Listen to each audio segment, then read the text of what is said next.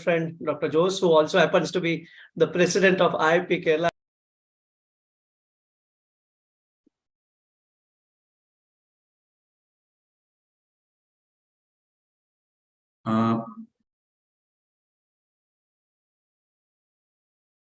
Not audible, no? Sir, the connection. He left the meeting.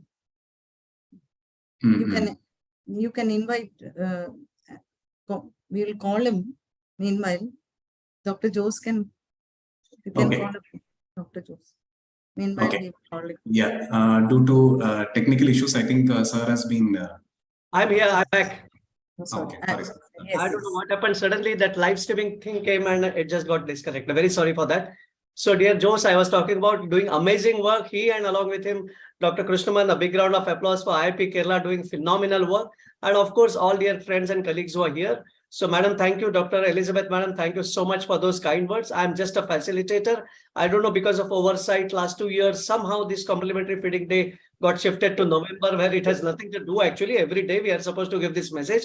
But that important thing was the 6th day of the 6th month that was lost somehow. So now today we are back on track. And I'm sure we are going to continue this trend in years after years. So friends, all of us know that we have been doing a little better as far as early initiation, exclusive breastfeeding, 42%, 63%, little better figures. But complementary feeding, 90% of us probably are not able to give correct messages to our patient population. That's phenomenal. And let me tell you, if we continue this, that good breastfeeding practices followed by complementary feeding, coupled with growth promotion and monitoring and LBW babies being taken care of, I am sure we know that 2 years irreversible stunting statement could be proven wrong, and we should be having every child who would be going properly at 2 years. I think that is what all of us should be aiming for that. And I am sure that there are certain things like for complementary feeding also, we know that all of us need to speak in the same language, very important, and we need to reinforce the messages which are very common, which are very important. I'll tell you one simple example, what happened, true life incident today morning. I had a couple, mother weighing more than 90 kgs, for a father more than 100 kgs. And both of them were on 1 meal a day, OMD right now, to weight reduction. And then they tried a couple of other things. And the baby is 7 months. So they today asked me genuinely, doctor, can my baby, if the baby is already 9 kg at 7 months. So they genuinely asked, doctor, can we start only once or twice time feeding for this baby so that it doesn't become obese? So I was taken aback. So this was the first time, in spite of being in practice for 32 years, somebody asked such kind of question. And we just cannot dismiss something like that. We need to tell them some, as my Dr. Christine already said, that small stomach capacity, why do they need frequent feeding? Why do they need take watery gruel which just fill up the stomach and won't be giving any nutrition? I think that is so important, and social and behavioral change is the thing. All of us know, friends, the knowledge of complementary feeds. We know the skill, but we need to have some social behavioral change. And in Maharashtra, what happened is just 2 days ago, we had a report in our Thane district that the malnutrition rate has doubled in last 3 years. And the reason was why social norms are so important with influence individuals. Early marriages have happened in COVID times and early pregnancy. So somebody getting married early, having first child early, and within a year or two having second child. I think that is one of the important things that we need to overcome. So your behavior and your social norms are all interlinked, and we need to focus complete attention on that. And all of us are together and give these right messages at right time. Spend a little bit of time, because 6-month visit is a enjoyable visit. I always look forward to somebody at 6 months. Nothing is happening. Baby is growing well. We need to talk about complementary feeding, and we also need to see at neurodevelopment. We can pick up so many deviations at this stage. So let's make full use of it. Not only 6 months, but 6 months to 23 months. And I'm pretty sure another 5 years, LFHS 6 data, we would be having great picture. So let's all work together, keep working, and happy to be with IIP Kerala and this IYCF group that we are all today celebrating this, and let's continue this mission every day. Thank you for your kind invitation and all those kind words. Thank you again. Thank you, dear sir, for the wonderful and encouraging and energetic words. And it's a wonderful way to start off with the webinar. And next, I would like to call upon our beloved IEP State President, Dr. Jose, to give the keynote address. Over to Jose. Sir, Jose. Sir, I am audible now. Yes, sir. Yes. respected our Central IAP President, our dynamic National President, Dr. Ubendraji, and respected National IYC President, Dr. Satish Tiwari, the IYC chapter and state President, Dr. Elizabeth Madam, and the UNICEF consultant, and today the IYC chapter secretary, Dr. Kanya, and other IYC chapter state secretary, Dr. Indvadi Madam, state secretary, Dr. Krishna Mohan, and secretary president of IAP Trivandrum branch, Dr. Rukmini Madam, and secretary Beno, and all the stalwarts of IYC chapter, Dr. Somashekar sir, and Dr. Sindhu sir, and all the senior members of the IYC chapter. I take the opportunity to congratulate Dr. Ubendraji doing a wonderful job and changing our complementary day from the November to 6th this month. That's ideal time to celebrate IYC complementary feeding status of that is concerned. As you know, the complementary feeding is to be ideally, you are talking about complementary feeding from last multiple times, but there are studies have shown that still the complementary feeding is not up to the mark regarding the NFIS 5 and 4 data comparison between NFI 4 and 5 show that there is not much improvement our complementary feeding, and regarding the exclusive breastfeeding and timing feeding from 6 months to 23 months also, there is a lot of lacuna is still existing. I think this day celebration is very important for us, our nutrition of the child, young kid is concerned.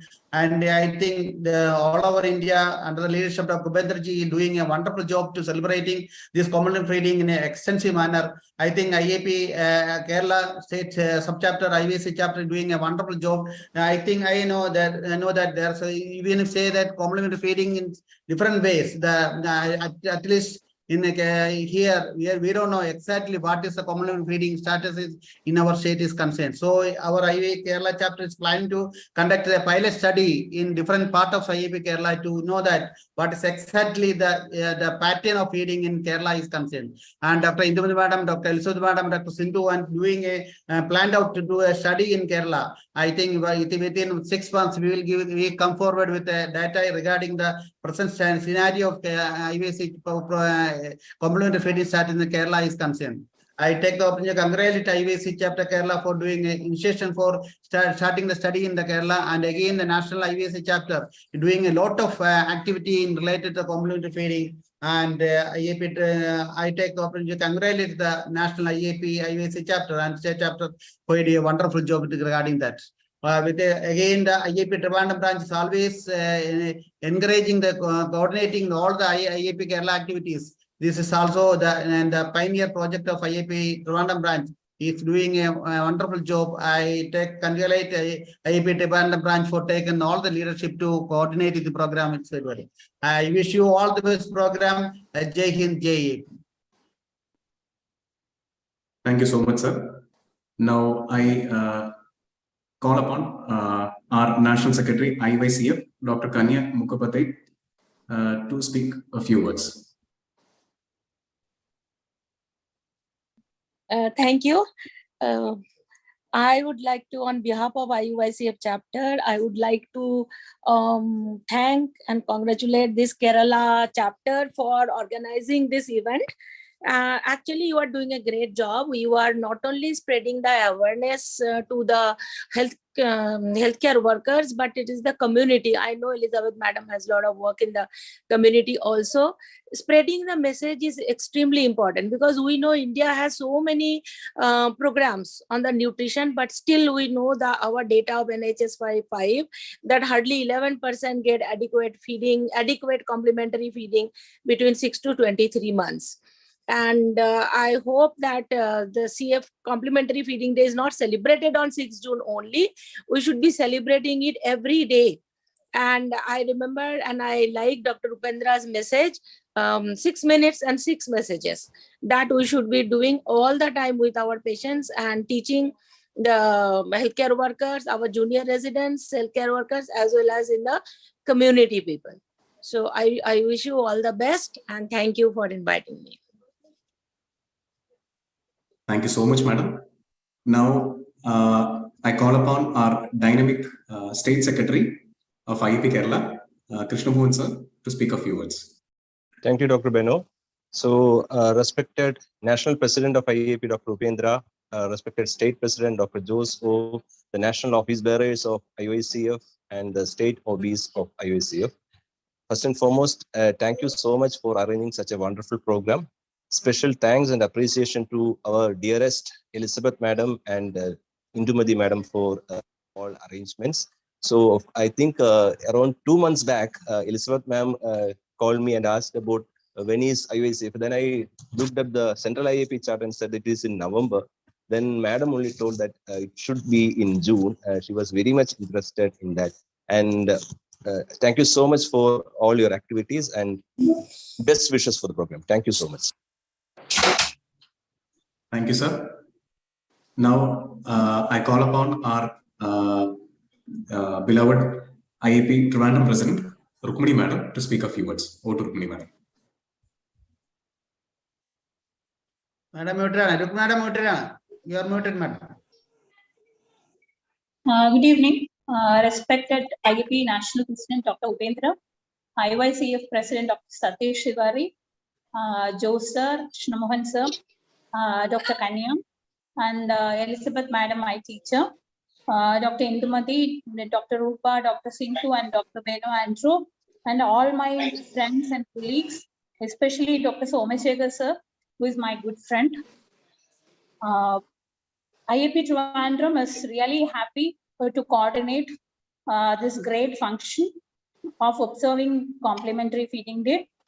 And being a student of Elizabeth Madam and a kind of follower of Elizabeth Madam, I am really involved in IYCF's chapter activities. And I find it very great to observe such a day on June 6th. And let us move ahead together to bring our motives to the grassroots level. And being a worker in a grassroots level, what I see is even in Anganwadis and with ASHA workers, this IYCF practices are yet to penetrate. So I will request Elizabeth Madam and Indumati Madam and also the national leaders and state leaders to find a way out so that it reaches the ASHA workers who are the backbone of the general health in our country, especially in Kerala. Then only we will succeed in such a program. That's my sincere opinion. I would like the leaders to take it up, and my all the best for this wonderful program. Thank you. Thank you very much, madam. And we come to the end of the formal function. I thank all the leaders. Now we'll move on to the session. Now I invite Dr. Beno, Dr. Satish is here. okay. Good evening, everyone. Yes, sir. So we welcome you, sir, to our midst. Please address us. Dr. Satish Tiwari is a National IYCF President. Sir.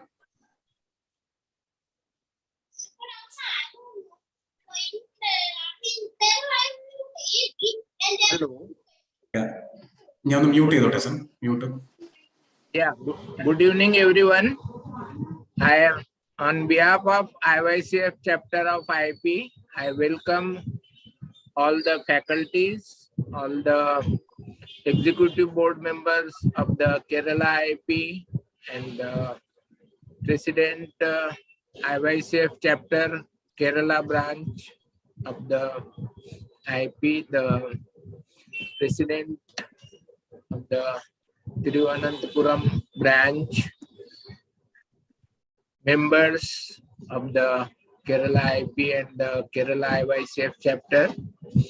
As we all know, today is very auspicious day for all the members of the Central IAP as well as the Kerala IAP IYCF chapter and all the pediatricians, health workers, and those who are related to the infant and young child and maternal nutrition. Today we are celebrating the Complementary Feeding Day, and we all know the importance of complementary feeding in the life of each and every individual. The first 1,000 days of life, that is the antenatal period of 9 months, and the first 2 years of life are important for the growth of the brain of each and every individual. We all know the importance of the nutrition, which includes the maternal nutrition, intrauterine nutrition, and of course the nutrition during the childhood, including the adolescent nutrition. But unfortunately, there are many myths, misconceptions, many hurdles in the nutrition of each and every individual. And that's why we are celebrating this Complementary Feeding Day, so that each and every child gets the proper nutrition. The role of pediatrician is very well understood by all of us, but unfortunately, the health workers could not achieve the targets because of the continuous hammering from the media and the government authorities. The media is not able to give the proper scientific information, and government is not able to control the biased and unscientific opinions from the media. So our role increases as a pediatrician, as a health worker, as a doctor, in giving the nutrition education to each and every stakeholder, which includes the child himself, especially if he's an adolescent child, the parents, especially when the child is very small, to understand the importance of nutrition. So first 3 to 5 years, child may not understand the importance of the homemade food, does not understand the disadvantage of junk food, the so-called health drinks and the cold drinks. And because of all this, the nutrition suffers. So it's our duty to create awareness about the proper nutrition, the balanced food, and the complete food in the life of each and every individual. And that's why we are celebrating this complementary feeding. I compliment the Kerala IAP and IYCF chapter of the Kerala branch for taking up this issue on a large scale and trying to create awareness about not only amongst the health worker, but also among the pediatricians, the ASHA workers, the parents, and all. So I wish all the best to the Kerala IAP branch and the Kerala IYCF chapter, and hope that after today's program, many people will get motivated to give proper complementary feeding to the child. So thank you for inviting me to this webinar, and I wish all the best to all the concerned persons. Thank you. Thank you. Thank you so much, sir. Indu madam, can we move on to the academic session? Yeah. Yes. Okay. So next we move on to the academic session, and now I invite our beloved Elizabeth madam to give a talk on IYCF indicators. Over to Elizabeth madam. Thank you very much, Dr. Benno. Indeed, can you see my screen? Yes, I madam. hope it is visible and Yes, I am ma'am. Yes, audible. Okay. So scanning through the members who are present for this webinar, I'm really humbled and so much overwhelmed. From across the country, we have more than 100 participants and so many of the stalwarts I see, and I'm so happy. Dr. Ubendra was here, Dr. Sadish Tiwari is here, our experts are here, so many well-wishers are here, even postgraduates. We see a mix of seniors and juniors here. So coming to the theme for this year, when Dr. Ubendra, when I requested him to take the lead and change the day, to June 6th. It was already accepted, but we had to do some little changes in the computer. And then I proposed that because we had a program B4E, breastfeeding for early, exclusive, every baby, everywhere, like that, we had a theme. So I said we will do C for GDP. I meant complementary feeding for growth, development, and prosperity. And the Central IAP accepted, Executive Board accepted C for GP, because general practitioners also, it can sound nice. So complementary feeding is for growth and prosperity. And I am taking you through a new concept of IYCF indicators, which was published by WHO in 2021.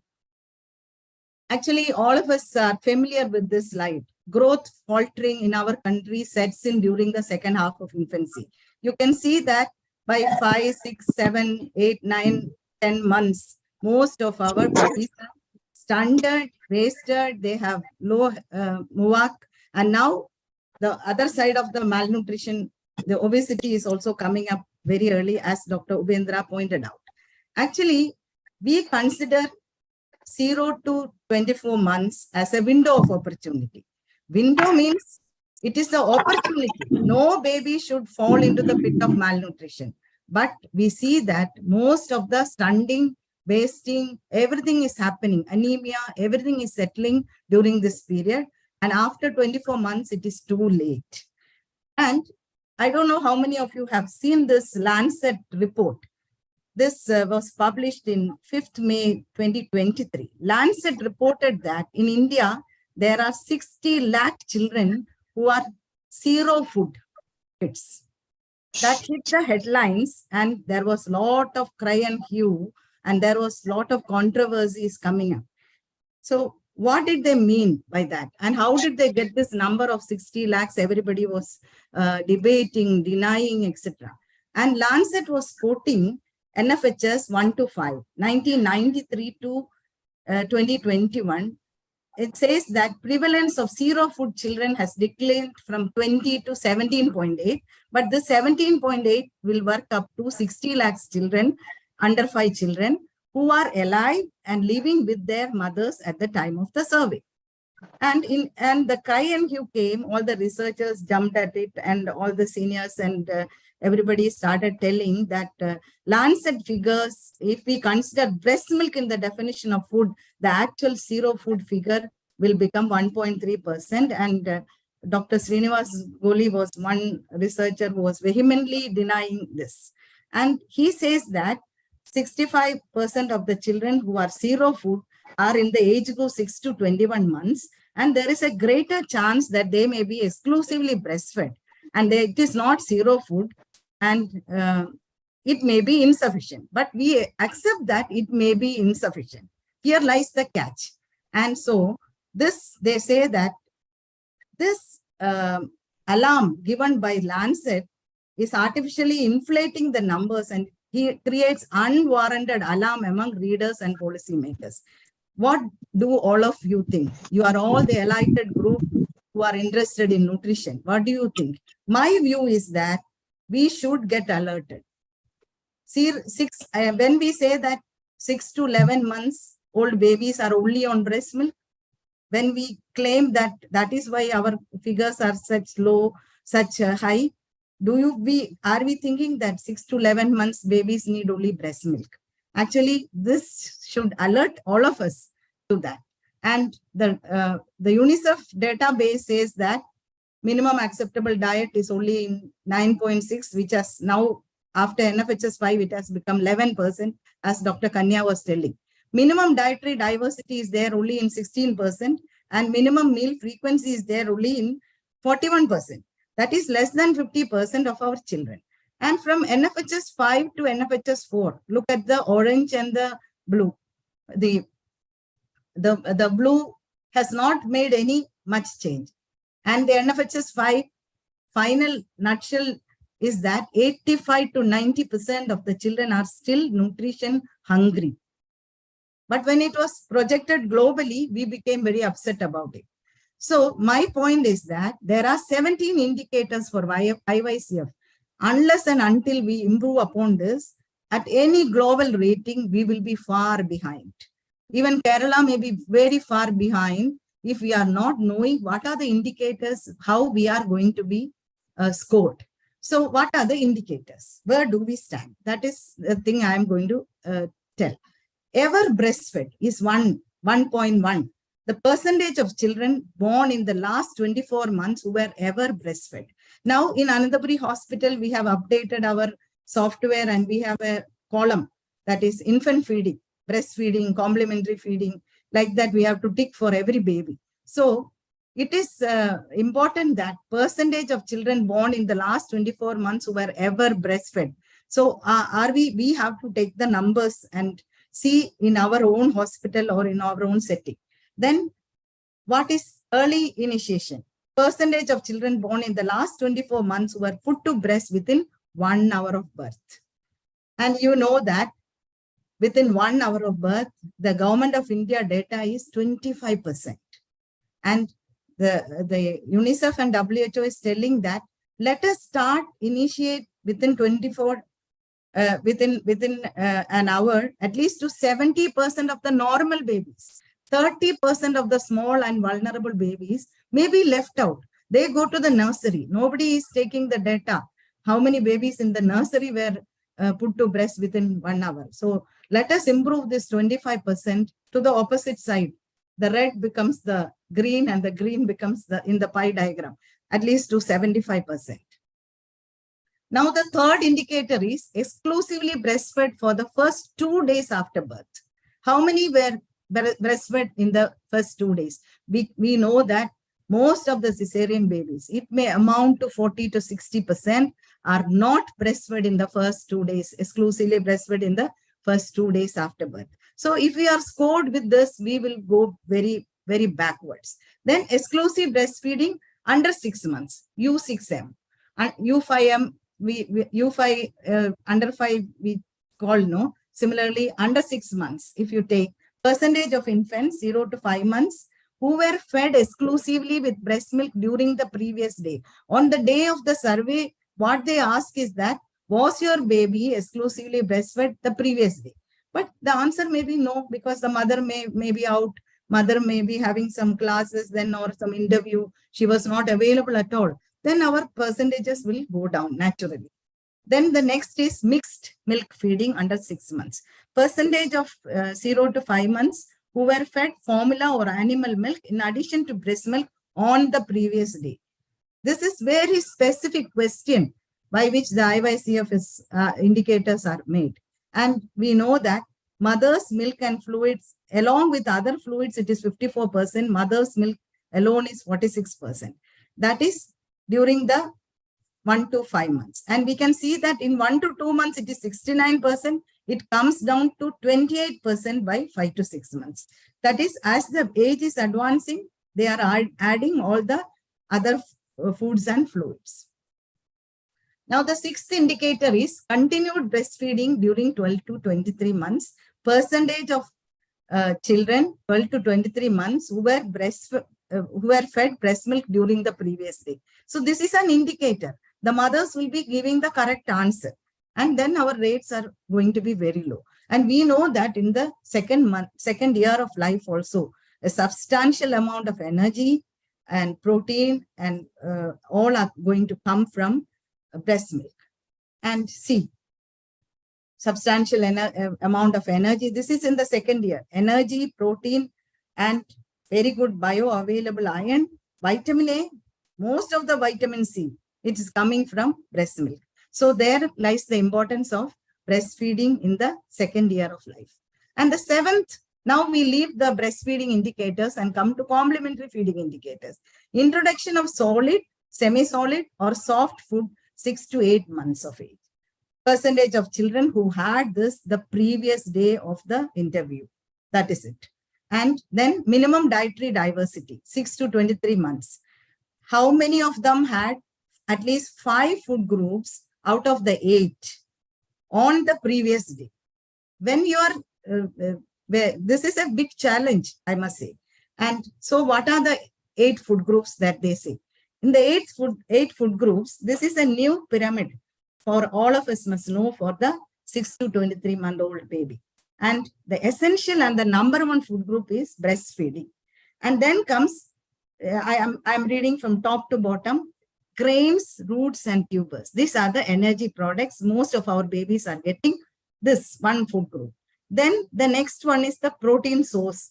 That is milk, yogurt, cheese, egg, legumes, nuts, flesh food. These are the most of the protein food. And then comes the vitamin A rich food and the other vegetables and fruits, iron rich food, fiber content, other micronutrients. So these are the 7 food groups apart from breast milk. And they are asking 5 food groups out, including breast milk, or 4 or more food groups from this. And how many of our babies 6 to 23 months are actually getting this? We will be ranked very low if this question is asked to the mothers. The previous day, did you feed this 4 or 5 food groups? Then the next 9th indicator is minimum meal frequency. That is how many of them got the minimum number of times they were fed on the previous day. And minimum milk feeding frequency in non-breastfed babies. This was new. This is actually new. There are many babies who are not breastfed in the 6 to 23 months. We can't close our eyes and say this is not there. It is there. But how many of us ask them, did your baby get at least 2 milk feeds, 20 ml per kg to fill their stomach? That is, even I was not very much keen on this. I was not breastfed. I am giving something. I am happy. But this indicators say that if your baby is non-breastfed, the baby should be getting at least 2 milk feeds. This was not there previously, I'm sure. Then minimum acceptable diet, 6 to 23 months, minimum acceptable diet on the previous day. So what is minimum meal frequency? Here, the upper part of the, if you look at minimum meal frequency, one side is for the breastfed baby, one is for the non-breastfed baby. So there is a column for the non-breastfed baby. Breastfed babies should be getting at least 2 meals, 6 to 8 months, and 9 to 23 months, at least 3 meals. And 6 to 23 months, non-breastfed should be getting 4 meals. Then only they will be scored as minimum meal frequency. And minimum acceptable diet will be those who get minimum meal frequency, minimum dietary diversity, and non-breastfed babies should be getting 2 milk feeds, and they should have a complement of iron fortified food or an iron rich food also. So this is the, and in toddler feeding, we know that in addition to this 3 or 4 meals, there should be 2 to 3 snacks also. Because 2 to 3 meals on that, they will not go. They need small frequent feeding. Now, the next, the question is zero vegetable or fruit consumption in 2 to 23 months. Percentage of babies who did not consume any vegetable or fruit on the previous day. I'm sure that 90% of our babies will fall in this category. And here there is a vitamin A rich food and vitamin A iron rich food. There are 2 bars you can see on the right side. What it says that in the highest wealth quintile, 19% are getting iron rich food and 56% are getting vitamin A rich food. When it comes to the lowest wealth quintile, where they are in need of more of iron because their mother is also vitamin A deficient and iron deficient, this is drastically falling to 10% iron rich food and 42% vitamin A rich food. And when it comes to the global scenario, you can see on the right side is the global and the left side is the Indian statistics. Look at the minimum diet diversity, that is the 4th bar, 29% globally. And in the left side, look at the first bars. It is below the global average.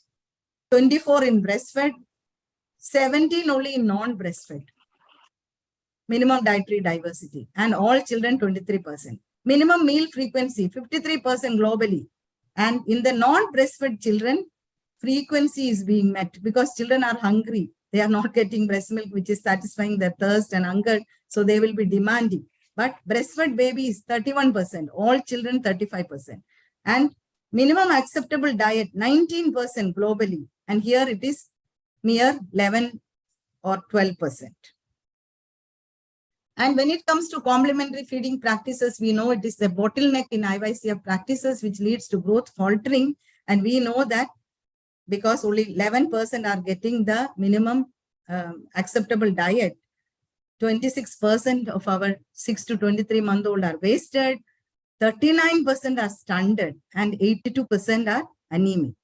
And we have to capitalize on the developmental readiness for complementary feeding and the deep-rooted culture of the Annaprashan ceremony, rice-giving ceremony. We have to tell that everybody do it at 6 months and come to me. I will tell you 6 attributes of complementary feeding. I'll talk to you about 6 minutes, as Dr. Ubendra was telling. 6 minutes, 6 attributes we have to tell, and we have to handhold this beautiful ceremony of the rice-giving ceremony. And I saw one WhatsApp message from Dr. Joshi and Dr. Archana Joshi telling that they celebrate any 6-month-old is there in their hospital. They celebrate in the hospital the rice-giving ceremony. What a wonderful thing we can adopt. And then 13th is sweet beverage consumption. This is the junk food. According to the JUNK's guideline of IAP, no child should be taking the the fruit juice. They should take the fruit as such. Below 2 years, they are not recommending fruit juice. And percentage of children 6 to 23 months who had a sweet beverage during the previous day. Many children will be there. And how many of them are consuming the unhealthy food, the junks? Percentage of children, the high in fat, high in salt, high in sugar, nutritionally inappropriate, and the ultra processed and the colas and the colored and all that junks food the previous day. Many children are consuming this. And then the other indicators, what is the percentage of 0 to 23-month-old children who had bottle feeding on the previous day? These figures will be alarmingly high.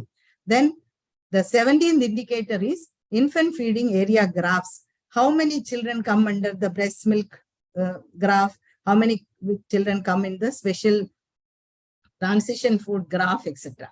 So if my message is that if you go by the 17 indicators, we are very poor and we have nothing to boast. And worldwide, we will be, all the countries are going to be rated according to this. And we have to have this revelation that we have to improve upon these indicators. And we know that the bottle feeding and the alternate feeding is a killer, and it buys malnutrition for the child. Then in the mother and the baby tired, why we separate and give alternate feeding even when there is no medical indication? We are not telling 100% should be breastfed immediately or exclusively breastfed. Only to the 70% or 75% who are born normal babies, stable babies in our hospital.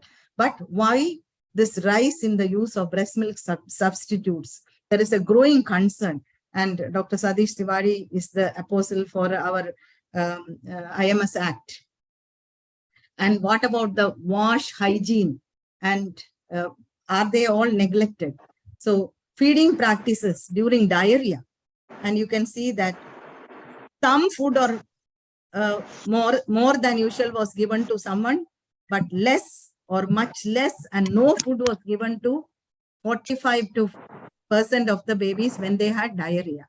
And mothers who dispose their child's stools safely, you can look at the horizontal bars. In the highest wealth quintile, 65% know how to dispose the child's stool. When it comes to the low socioeconomic status, where it is much needed because so much of overcrowding, or everybody is together, their water is also contaminated.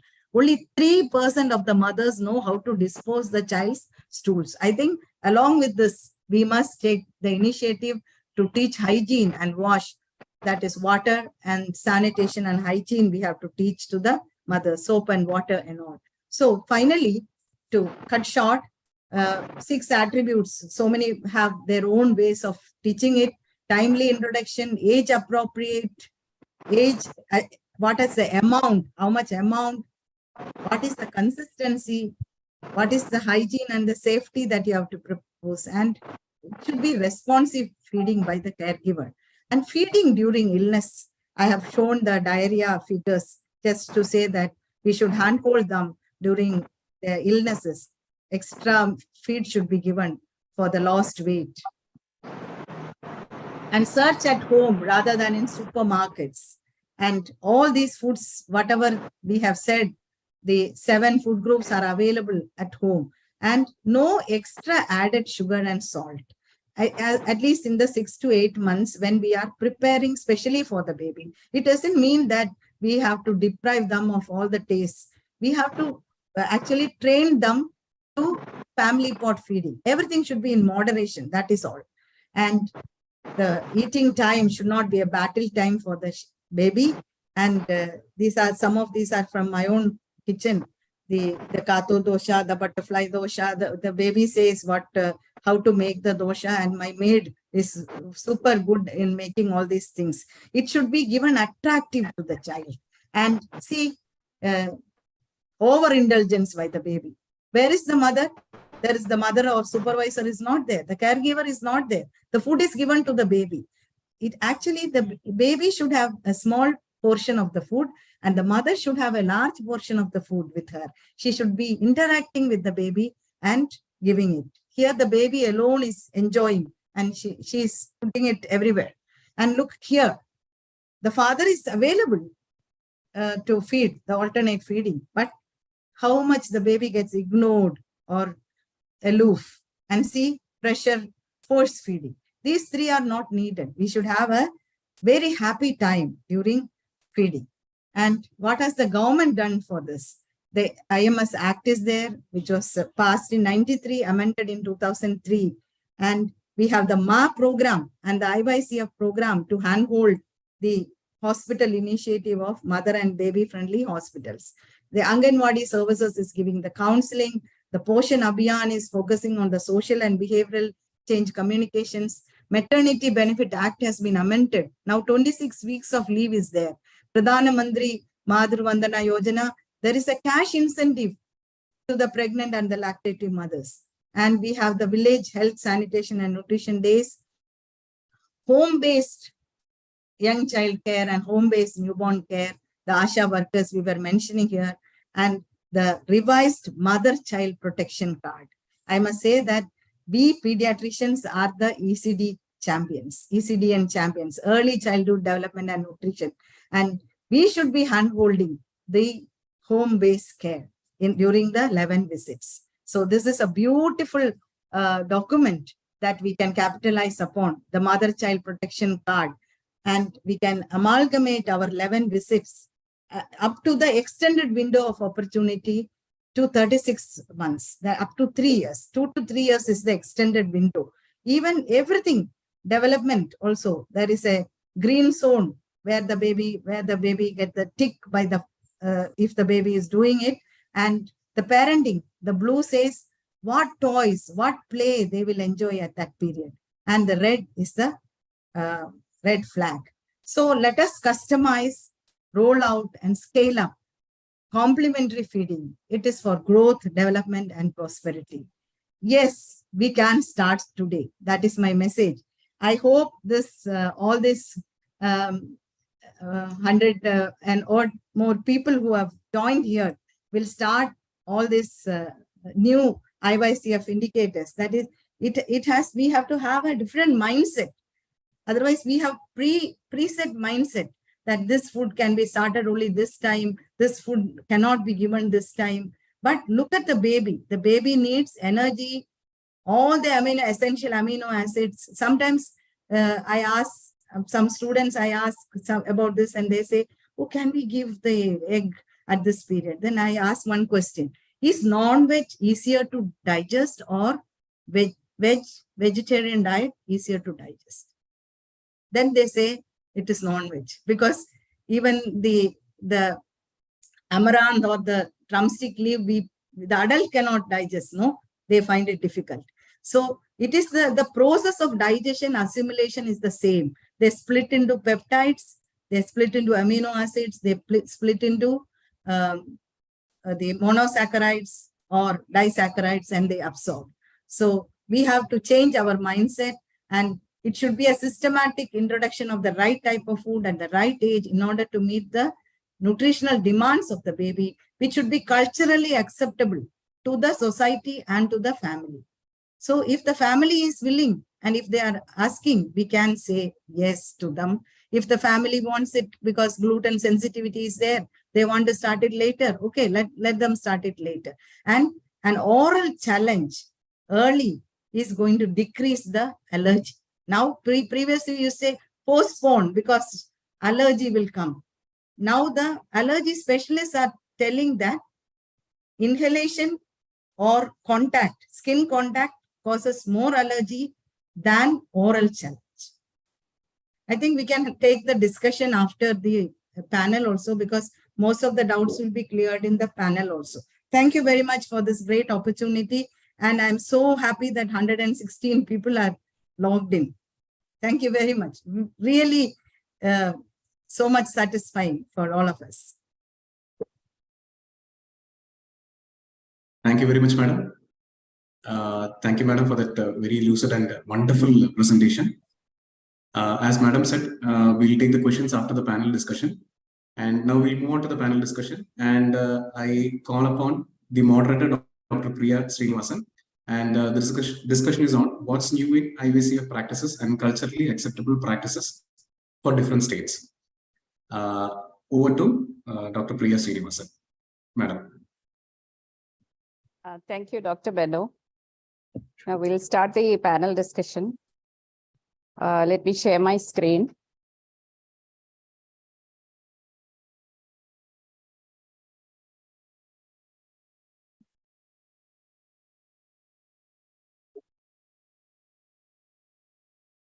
Is it visible, Benno?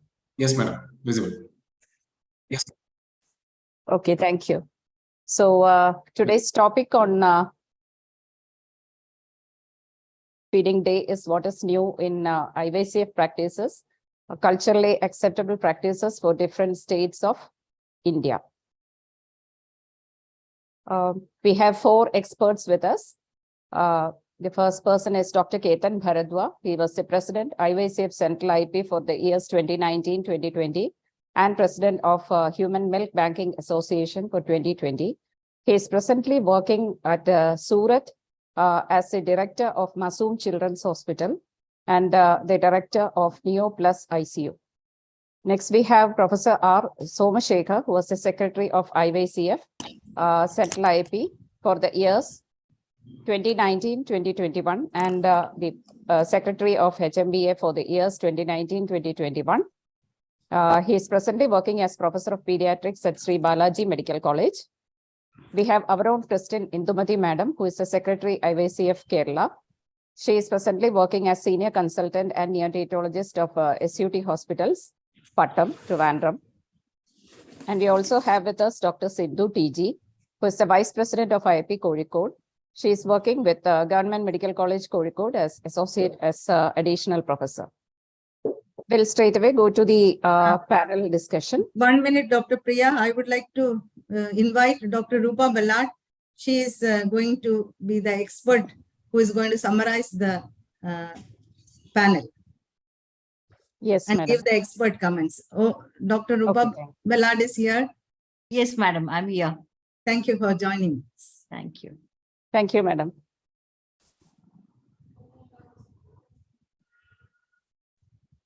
So as an introduction, this is the current status of the IYCF indicators, as madam has already dealt with.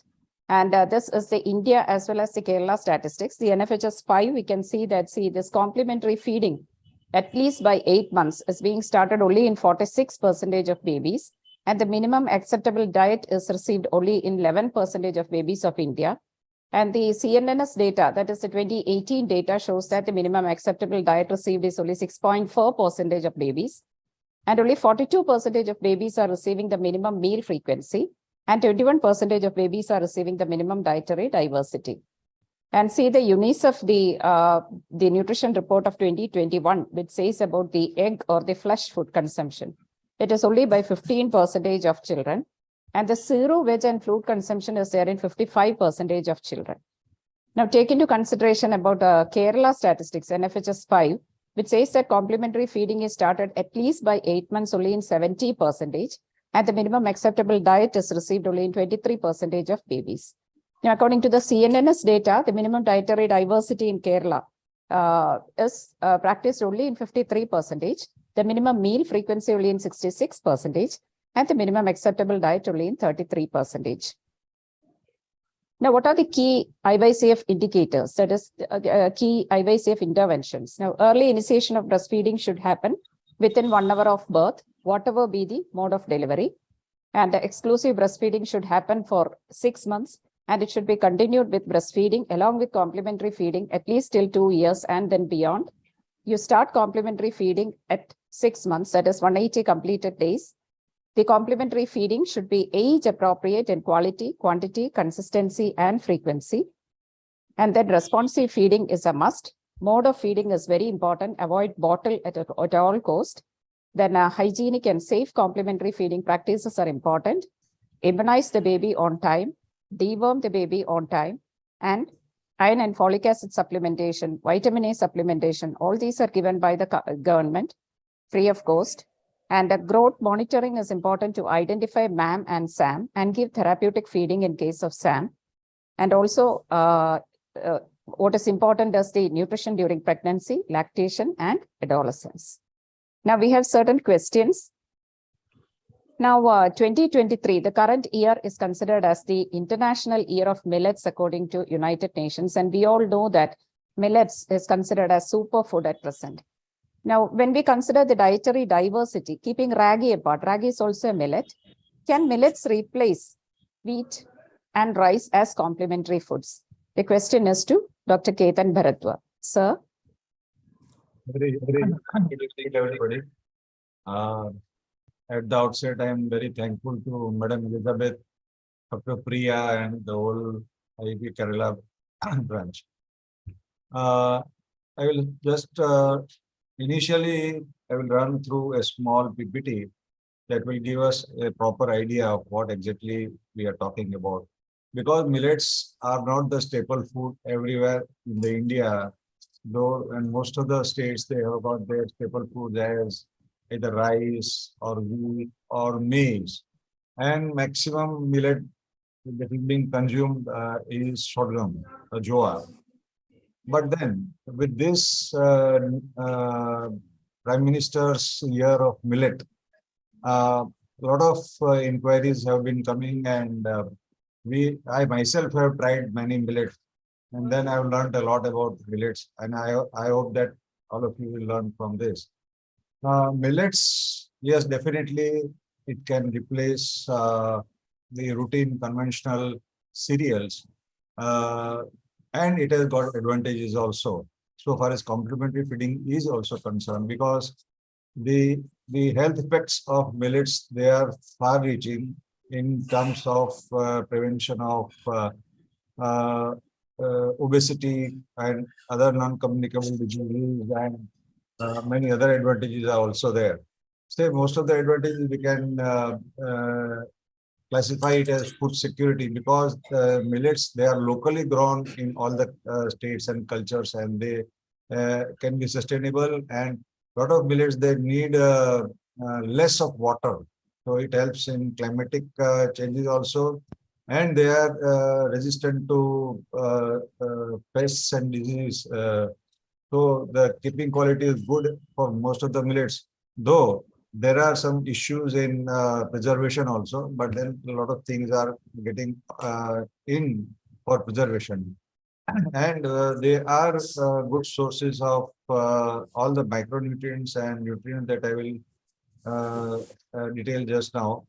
And so far as those who are gluten sensitive, they are very good. So they have got good glycemic index, low glycemic index, so it is very good for diabetics also. And ultimately, the locally grown millets can help the farmers to sustain their own economic security. They can be divided into two. Can we go to backs first slide? So the major millets, they are jowar, bajra, and ragi that we had been calling of. And minor millets are foxtail, kodo, barnyard, little proso millets, and there are pseudo millets like amaranth and buckwheat. Next, please. These are all the photographs and with their local names according to state. Next. These are all photographs here. So in Malayalam, you can see here the sorghum is cholam, then kambu is pork millet, that is bajri, finger millet, that is ragi or buthari, and other names are here. Next. Main thing that I want you to concentrate is that millets are good source of various nutrients. Amongst all, what I found was that barnyard millet or samo, that is extremely good, and all proteins, fats, carbs, and the maximum crude fibers are there in it, and it can be a very, if right from the infancy children are fed with high fiber diet, I'm sure it will be a boon for those who have got constipation and those who are prone to diabetes in future. Similarly, the protein content of, proso and quinoa is also good, and others. We can have a mixture of millets, different types of millets for different days of the week. And that can give an overall good nutrition. So far as calcium is concerned, we all know that ragi is one of the richest source of calcium that is needed in children. Similarly, barnyard millet has got, say, 17 milligram of iron. So it is one of the ideal foods for which can replace the rice, which is quite poor in case of iron and proteins. And similarly, it is very good in zinc also. The first recommended millet would be barnyard and then other ones. Next, please. So millets, they have got very good nutrient contents, and they can definitely replace the conventional wheat, rice, and maize. And especially, I think barnyard can replace rice very well. And so far as taste is concerned, I can vouch for it that I like better the barnyards than rice. So millets, we all know they are very helpful in protein, energy, malnutrition. It will be definitely a good source of nutrients and other deficiencies also, and other prevention of many other diseases in adults also. Next. Here are the images that we can prepare a lot of recipes from all sorts of millets. It can be a mixture with in form of khichdis, or it can be payasam, or it can be biryanis, or it can be halwa, or it can be even people are making cakes out of it, and puddings and laddus and whatnot, idlis and pesarattu, vegetable khichdis and rotis also. Next.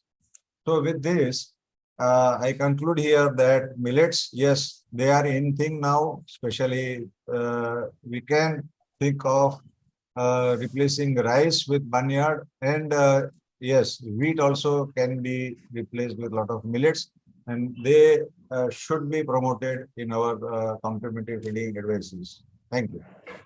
Thank you, sir.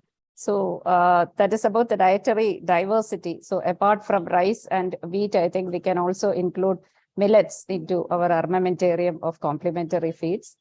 Now, the next question would be on the consistency. Now, what is important is age-appropriate quality, quantity, consistency, and frequency. So when it comes to consistency, there are certain terminologies which we should know. So what is this lumpy food? What is textured food? What is finger food? And what about changing consistency? Now, age-appropriate consistency, should we change consistency according to the months? And how does it help? The question is to Dr. Sindhu. Good evening, all. First of all, when we think about the textures, first we should know what is membrane texture. That is what we feel with our hands, our tongue, palate, teeth that determines the texture. And there are different textures we can feel when we are having. And during the complementary period, the child should be used to all various textures in the initial periods itself. And it should be developmentally appropriate, that according to the child's capacity to chew and all. So we should start with the fine semi-solid pureed foods, but by maybe continue up to 6-7 months. Then we have to increase the consistency and gradually we have to change to the lumpy food items. The lumpy food means there should be something to chew. That also the textured food. There is some different textures are there and there is something to chew. And also by after 9 months and all, the child's hand, this grasp will be present. Then we have to give something that child can pick on their hands and eat.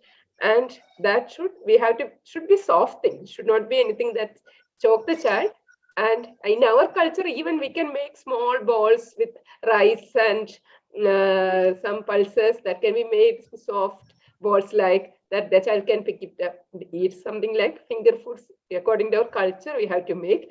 And the introduction of this lumpy food is very important. By we have to introduce by 9 months. If it is introduced beyond that, there will be very difficulty in accepting these lumpy foods. And even after 1.5 years, 2 years, there may be some of the mothers will complain that they need to make it a mixie and give this liquid-like food items.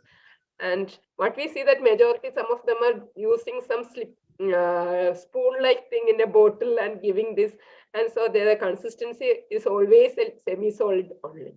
So this critical period of introduction of lumpy food is very important in preventing the picky eating habits in the later life. Yeah, thank you, Sindhu. Actually, Sindhu was telling about the nutritional milestones, just like developmental milestones, there should be nutritional milestones. So introduce lumpy food by 6 to 7 months, coarse food by around 9 months, and finger foods by around 10 months. Okay, thank you. For the next question, we were talking about the quality, consistency. So next comes the quantity and the frequency of complementary foods. The question is to Somashekar, sir. So please enlighten us on these aspects. Thank you, Dr. Priya, for taking this most important session forward. And as far as I think to all the viewers, so far we have listened to Dr. Ketan Bharadwaj, my chair, when I was the secretary. He has briefed about the millets, and he has, of course, given a challenge to our taste buds too. Really, it was a nice recipes. It was a visual treat, in fact. And Madam Sindhu has, in fact, made my job easy. Here, my question is, how much to give per feed and what to give? What is the quantity? How to start with it? This is very simple. I think you have 3 different age groups, which I have shown here in this slide, 6 to 8 months and 9 to 11 months, and then 1 year to 23 months. So it is very easy. So 6 to 8 months, how much you give? To start with small quantity, slowly and steadily increase the quantity. However, it is a real challenge because sucking and swallowing has been there in utero. To start breastfeeding, it is by nature. But starting a complementary feeding, of course, is a challenge. We'll come to it later by my subsequent speakers and the panelists. But here, the feed per day matters a lot because as our Elizabeth Madam, our nutrition star, has taken the baton and the legacy is now taken over by Priya and Indu and Rukmani. And very important that minimum diet diversity must be there. Minimum quantity must be there. 1 out of 8 children goes to bed without having a food. That is what the SDG says. It is very important that the baby at the age of 6 to 8 months gets at least on top of breastfeed uninterruptedly to continue ad libitum until 2 years, must be given at least 2 feeds. How much to start? I think quarter of 250 ml of the porridge. So it should be a very, very important thick porridge. It should not fall when you take from the spoon. It should form a tongue-like. That is had been measured by the Sindhu, that the texture is more important, and there are 6 attributes. My topic here for discussion is the volume and the consistent amount, which I am going to highlight. And for the 9 to 11 months, it is increased from 2 to 3 to 4 feet per day. And if the baby is very, wanting to have more, where the baby has also developed a finger feeding, where you can offer 1 or 2 snacks, and the quantity must be half of at least 150 ml. That is 1 half bowl. And at least for the last column says those baby who are non-breastfed, it must be increased to again 4 times. So again, and the next thing is 12 to 23 months, it is 3 to 4 times of 4 feeds per day. And you can give the snacks, 1 or 2 snacks, and must be tried with 250 ml. Some leftover may be there, no problem, but you gave 250 ml of that one. So why it is, the development is important, because the initial phase 0 to 4 months, as I said, it is only a liquid, child can liquid swallow, but 6 to 7 months, the 2 things which is matter, that is the movement of the tongue as well as the jaw movement, which is important for chewing. So initially the munching only will be there. So you have to try with only semi-solid, and 7 to 9 months, the baby starts biting and chewing. So you can start giving lumpy foods, and 9 months to 11 months, you can start giving, because the baby learned to bite and chew, you can give finger foods. I think as well. So here I would also like to highlight what is not in the slide is the energy dense diet is more important, along with the micronutrients like iron and zinc is more important. And the energy need during 6 to 8 months is 200 kilocalories per day, and 9 to 11 months it is increased to 300 kilocalories per day, and 12 to 23 months the energy yield must be 550 kilocalories per day. This is more important, because when you talk about the calorie, the energy yield is more important, because we need to also catch up with a growth. We don't want our child fall a victim to growth faltering during this early phase, because this is irreversible if it happens. Thank you. Thank you very much, sir. Now, the next question is a very practical issue. Like, can we recommend ready-to-use baby feeds? Because we were talking about so much about the dietary diversity, but what about working moms? Working moms, can they resort to these dietary diversity and the meal frequency, all that we were talking about? So the question is to Indumati Madam. Thank you, Dr. Priya. Having heard from all the experts, yes, we have a lot to do. And it's so interesting to start off with millets and all these things. But always when I look at a working mother, she's at such a disadvantageous position. What can she do for a baby? So it's very interesting to note that we can, yes, same time, we have a lot of things on the shelves. We can buy online also. We can buy all these things. But when we look at these products, one should always remember and understand what they contain. Many of these products contain refined grains. So in the industry, when they make all these products, mostly the germ portion, which contains a lot of nutrients, and the bran portion, which is very important, is taken off. Why? Because they want to reduce the cooking time and make it very simple for the mothers to give. So this is a big disadvantage. And they do not deliver the benefits, the texture and taste of whole grains when you make it. So there is a potential for undermining optimal nutrition. And the child is not learning the authentic taste. We may always land up giving a mix of ragi or strawberry or rice milk. So child doesn't get the authentic taste, and this can negatively influence acceptance of such foods later on. And also always remember, homemade freshly cooked food is the best we can offer to the child. We can actually prepare these grains and cereals ahead, powder it and store it. And simple things like ragi, jowar can be actually germinated also. It gives a real added taste. Need not add any sugar. So always homemade food is best.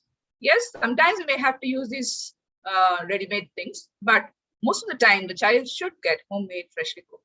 And also remember, some of these shelf items contain this trans fat, free sugars, plenty, and salt, which is actually leading on to non-communicable diseases like hypertension, diabetes later on in life. And artificial sweeteners and food additives may be there. And fruit puree is often the main ingredient which adds a sugar to this. And some of them are adding vanilla, chocolate, and all these things, which usually we do not add to these young palates. So remember, there is a problem in going on for these shelf foods for all these fields, instead of looking at the home-based foods. Thank you. Thank you, madam. So she has made it very clear that whole grains are always better than refined grains. And we at SAT, we have the SAT mix. And SAT mix is actually a very good product for the working mothers. They can prepare this SAT mix at home on their holidays, and they can use it later. So SAT mix is actually wheat, rice, black gram sugar taken in equal quantities, 1:1:1:1, roasted and powdered and mixed, and it can be kept in containers. We used to recommend that to mothers.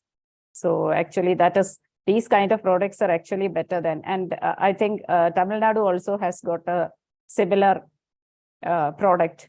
I think at Tirunelveli Medical College and all. Ah, yes. We have Satuma. Yes, yes. We can make it with various ingredients and store it. Yes, yes. Thank you, Priya, for telling us that. Yes, yes. Thank you, madam. CPP, And in ICH, we have what is called ICH mix, that is CPP kanji. That yes, is cereal pulse protein kanji, madam. yes, yes. Which, So any points to add in? Please add, sir. Any That's all, points to madam. add? Just for your Yes. kind, that is for your kind information. Okay, thank you, sir. Now regarding And- working mothers, any points to add? one more point I would like to add here is there is, I think Ruba Ballad madam is here. There is a Davangiri mix is there, and the NIN mix is there.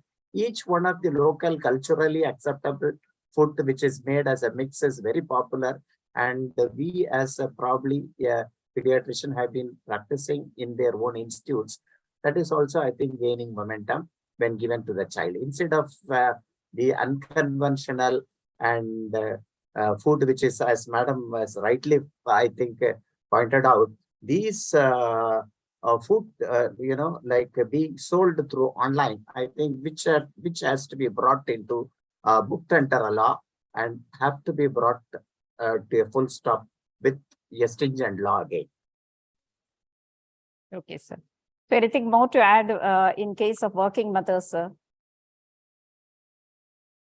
You are talking working mother is, you want me to say about working mother? I will add later after this, madam. Okay, Or sir. This is for somebody. Okay, sir. This is not my slide. Okay, sir. Now, acceptance of semi-solid feeds. Now, again, we were talking about this diversity and all, but acceptance of semi-solid feeds is an issue, at least in some of the babies. And why does this happen and what can be done? Sir, question to you. Okay, this is a very beautiful and very interesting question rather. Even today morning I encountered in my clinic when I was talking about, like one mother after completing her half a birthday, that is 180 days. On this coming Sunday, I said, you can start with Annaprasanam, you can give sweet pongal. And, like when she said idli, idiyappam and khichdi, she was laughing at me. Sir, are you joking? Doctor, are you joking to me? I said nothing, because these are all the myths which I think which is already there in their minds. Because immediately every mother says, so you say idli, but how my child does not have a teeth at all? How do you expect my child will eat at all? So there is no proper tongue movements again, as I said earlier. And next comes your jaw movements. And there is a difficulty in swallowing thick foods. It takes about 12 to 14 of your attempt. Out of these attempts, only one attempt the child passed through. So giving and introducing a thick feed is not an easy job for a mother. Really, it is a tough task. She will really take much of your time. The first thing which I spend time is counseling on listening and learning. That is a counseling skill which you have to impart on the techniques and the position and the attachment during breastfeeding. The next thing is after 6 months, because every mother is a new mother, which I think our IAP President Upendra has rightly said, you have to minimum spend 6 minutes to inculcate the knowledge about the 6 attributes, which our Madam Elizabeth is very fond of. How much to give, what is the amount to be given, what should be the texture, and the diversity, the variety. Each one must at least tell out of 7 food groups, at least 4 food groups, the 4G, grains, grams, and greens. All these things I think will be discussed later. And the baby is non-familiarity with a different taste. Suppose I used to tell every mother that, suppose if you are taken to a place where you have not been earlier, your husband has been working there, so they eat salt sort of things. You don't eat at all. You touch and take it to your mouth and see the taste, and then you spit. Like that, your baby also does. So next thing is our mothers, the feeding, not only for food, it is for growth and development as such. That is why this year theme has been brought very well, I think, which is an apt. It is for C for CP, GP, growth and prosperity. So here, which implies the responsive feeding and the active feeding comes into. All these things are the challenges when you start with to initiate a new food to a baby, and that too you impart this knowledge to the new mother. Thank you. Yes. So he has highlighted the importance of learning how to eat. So the baby should be taught how to eat, just like the baby learns how to sit, how to stand, how to walk. So this is actually a new thing for the baby. The baby should learn how to scoop off food from a spoon by puckering his lips, how to make a small ball of food, and how to move the food from the front of the tongue towards the back, and how to swallow, how the muscles of mastication, how to use. So all these are actually new to the baby, and it is a very complicated process actually. Please mute. Beno, please. I'll mute all.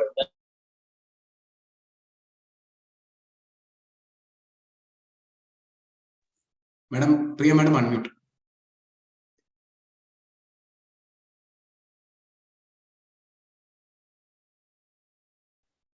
Priya, please unmute yourself.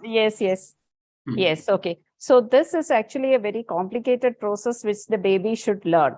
And for that purpose, actually, we should teach the mother. We should empower the mother to facilitate the baby how to learn this process. And that is what is responsive feeding all about. The mother should be patient enough. She herself should understand the situation and patiently give the baby these different kinds of food. So that will help to increase the acceptance. Now, this we all know, this is our Kerala snacks. And some of these are very nutritious homemade snacks. The first one is Pazhampuri. Then we have the Pazham Nurukku. We have the Mutta Chikkiyathu, Ila Ada, and so on. So we have Ketan sir with us. And in our guidelines, what they say is that in complementary feeds, you can introduce or you can give 1 or 2 additional snacks. And we all know that these snacks are not the bakery products or the biscuits or fruit juice and all those things, but it should be homemade and it should be nutritious as well. Now, I have come across these Gujarati snacks. Actually, most of these are new to us. Dokla, handwo, pakoda, samosa, bhujia, looks very appealing. Ganthia, poha, and khichdi. These are all nutritious snacks. So, sir, can we adopt, Keralites, can we adopt your Gujarati snacks for complementary feeding purpose? Yes, definitely. It will be very nice to taste and adopt different tastes from different states. But so far as Gujarati, these states are concerned, what I would like to highlight as far as their value for complementary feeding and the additional snacks we can give to children. A lot of things are fermented products. Say handwo and thepla is not there, but thepla, dokla, these are all fermented products. And we all know that what is the importance of fermented products so far as its nutritive value, its keeping quality, its the amount that a child can take, and the appealing taste. These are all there in these products. And you can thepla, you can even preserve it for a long time. Gathia, you can preserve it for a long time, and they can be very useful for working mothers. And so far as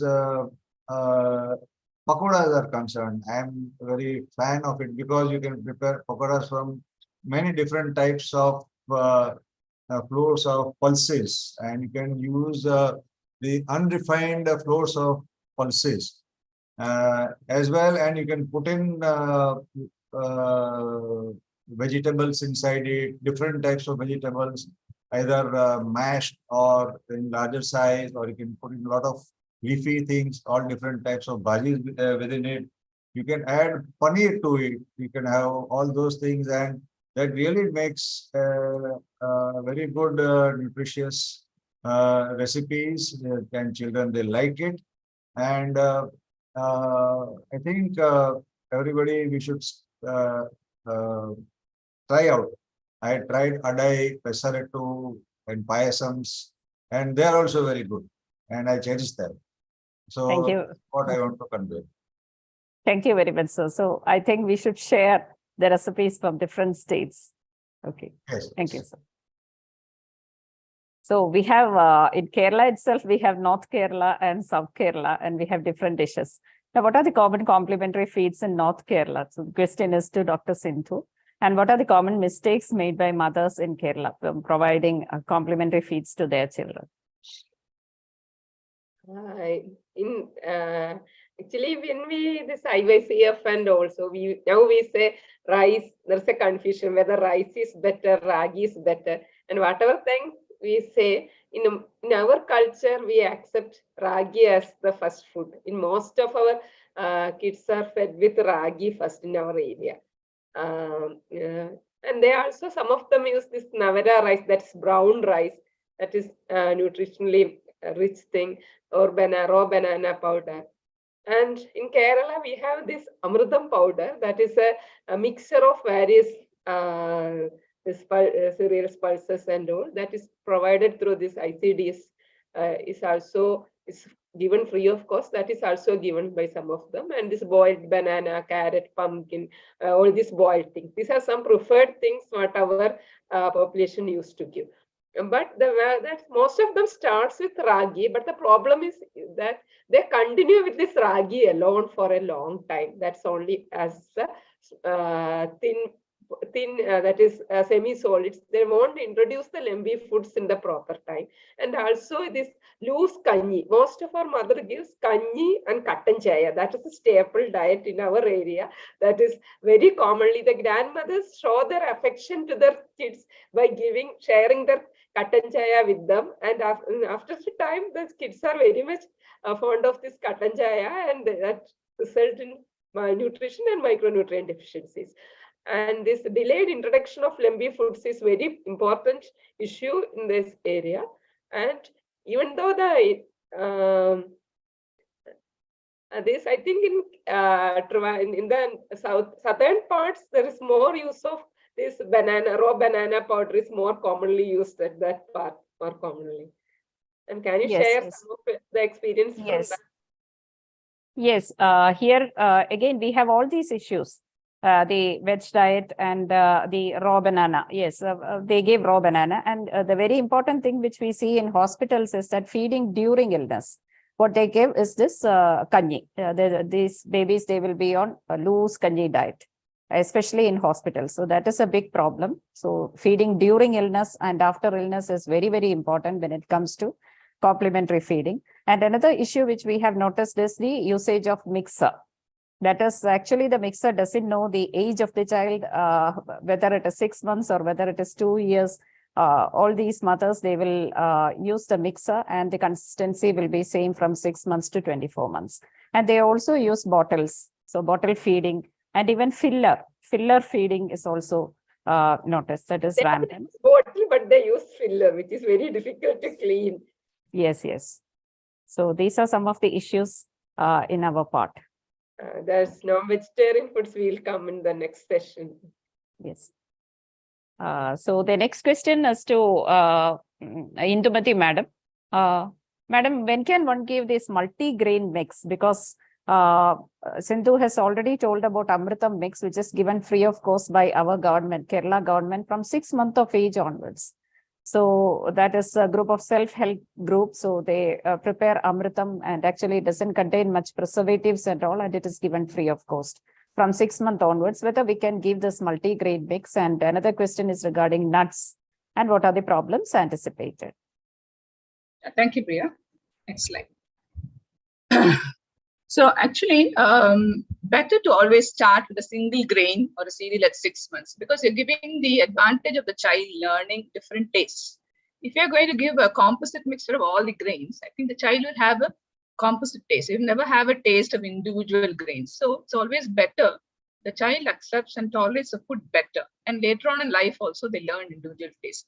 So this is why we always promote single grains. 6 months, maybe you start with ragi, then move on to your culturally acceptable things. Some people go for banana, some people go for wheat. So your other millets also, wheats, oats, some people take oats. So all these things can be added one by one. And when you reach a stage, like if you have added 3 or 4, then I think it's time to start a multi-grain. Though we are, the government itself is giving it 6 months, I find that some children are also coming with a lot of problems with that. So I generally, the thing is that you start with a single grain and go on to multi-grain later on after 6 to 8 months. Then what about nuts? The nuts can be started early. Initially, we used to be very scared of nuts, but now that we know that the allergy is more, when you start later is more. So even trials have been done in peanut allergy, and they have found out in Jewish people in the different state, in parts of the world, that peanut allergy, when they consume very early in life, peanut allergy later on is not much. So therefore, let us try nuts also earlier, but you can grind the nuts and add it to the porridge. So start with single grain, move on to multi-grains, and nuts can be started early along with porridge. Okay, thank you, madam. Now, the next $1 million question is regarding sugars. What about adding sugars to complementary food? And the question is to Ketan sir, is there a limit, and what about the sugar in fruits? So can we give fruits, and can we replace this sugar with jaggery and honey? Because in Kerala, we use lots of jaggery. And what are the pros and cons? Ketan sir? Yeah. So this is the question in vogue for last few years. There are proponents to it and there are opponents to it. So let me go in a slight depth of it. Main issue with sugars is that it promotes non-communicable diseases later. Though it has got an evolutionary basis that children, they like sweet taste. It is an inherent taste. But then evolutionary speaking, the rejection of bitter things is because most of the harmful things or poisonous things, they do not taste sweet. Whereas a lot of calorific and nutritious foods developmentally needed by the children, they are sweet. So this is the evolutionary basis of it. And even newborns, they like sweet taste. We all know that we give sucrose solution so far as pain relief is concerned or pain masking is concerned. Such things cannot happen with salty or savory foods. Now speaking about what exactly happens is that though there is a sweet preference in newborns and children, they can be made to learn to change their dietary preferences. Dr. Somasekar just now mentioned that with introduction of the same food over same time over a few days, say 15, 20 days, it is said that for making any habit, you need to give it for 21 days or 3 weeks or more. So children then, if they are offered with healthy, nutritious states, they will definitely accept it. And so far as sugars are concerned, it is said that the sweet taste and the chocolates, they have got an addictive ability equivalent to that of cocaine. So no doubt why children or adults, they demand for sweet taste very frequently once they taste it. Similarly, it has been seen that sugars, they are promoted by a lot of junk food manufacturers. So this behavioral changes also, they are making our children ask for a lot of sugars. So now, can we go for next slide? If it is there, yeah. So I will go into a bit depth of it. So what total sugars are we are worried about are the free or added sugars. And according to WHO, what are these free sugars or added sugars? Are all mono and disaccharides. And they do not occur in nature directly unless there is refinement of the natural sweetness. So all mono and disaccharides which are added to foods or beverages, whatever food or whatever beverages we give to the children, it includes the monodisaccharides present in honeys, syrups that we prepare from fruits or fruit juices, the nectars, the concentrates, even the vegetable juices. People, they come up with vegetable juices and smoothies made with milk and all. All these are free or added sugars.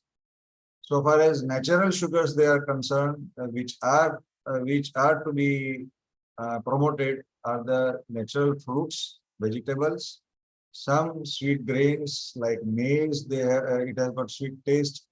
Even sorghum, milk and dairy products. They have got complex sugars which needs some more process for digestion, and they do not give the insulin surge which the free sugars they give to the children. Now with the insulin surge, what happens is that immediately after the surge is over, the child again craves for the sugar. And it has been associated not only with obesity and hypertension and cardiovascular disease in the grown-ups, but even people are correlating it with attention deficit and learning disorders also. So for all those sakes, we should restrict sugars, especially in the complementary feeding, because the taste preferences, they are built up in the infancy. It has been studied that those children who have been given sweet taste before 2 years of age, they prefer more sweet taste as grown-up adolescent or adults. And at that age, it is very difficult to take a U-turn and leave sugars. So it is better to